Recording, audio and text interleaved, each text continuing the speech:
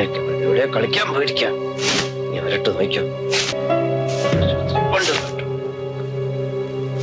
മഴയായിട്ട് ഇവിടെ കളിക്കാൻ കമ്പ് എടുത്തിട്ട് അവർക്ക് രണ്ടെണ്ണം നോക്കിയപ്പോ കൊടുക്കാം. ഇവിടെ അവള് മീനാക്ഷി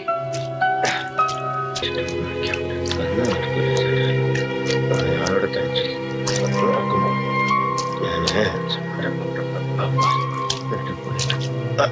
അവിടെ മീനാക്ഷി എവിടെ? മീനാക്ഷി എവിടെ? എന്റെ ദൈവമേ